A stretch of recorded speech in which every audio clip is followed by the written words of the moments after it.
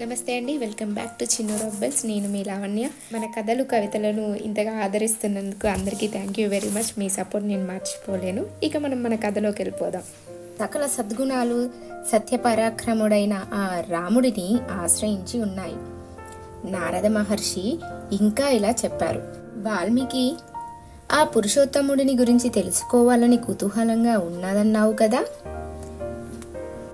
అని రాముని కథను మొదలు.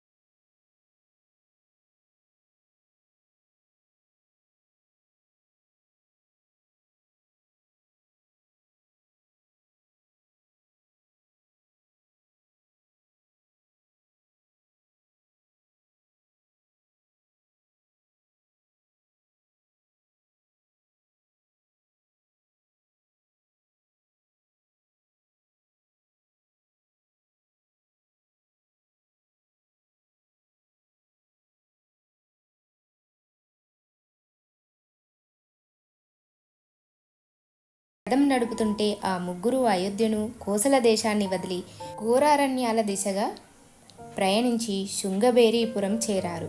అక్కడ గంగా తీరంలో రాముడు వనవాస దీక్ష స్వీకరించి అక్కడి నుండి సుమంత్రుడిని వెనక్కి పంపేశాడు. రాముని వనవాసం ఇలా స్టార్ట్ అయిందనమాట. ముందు 2 స్టోరీస్ చూడకపోతే మన వీడియో లింక్ కింద డిస్క్రిప్షన్లో ఉంటుంది, చూడొచ్చు మీరు. మన కథలు ఎలా ఉంటున్నాయో కూడా మీరు కామెంట్ రూపంలో తెలియజేయండి. మీకు నచ్చితే లైక్ చేయండి. లైక్ చేయడం ద్వారా ఇది ఇంకొకరికి చేరుతుంది. మీరు మాకు సపోర్ట్ చేసిన వారైతారు. మీకు ఈ వీడియో ఎలా అనిపించిందో, రామాయణ గాథలు ఎలా ఉన్నాయో, ఇంట్రెస్టింగ్గా ఉన్నాయా లేదా అనేది మీరు కామెంట్ రూపంలో తెలియజేయండి. If you like this video, please like, share and subscribe Chinnu rock bells.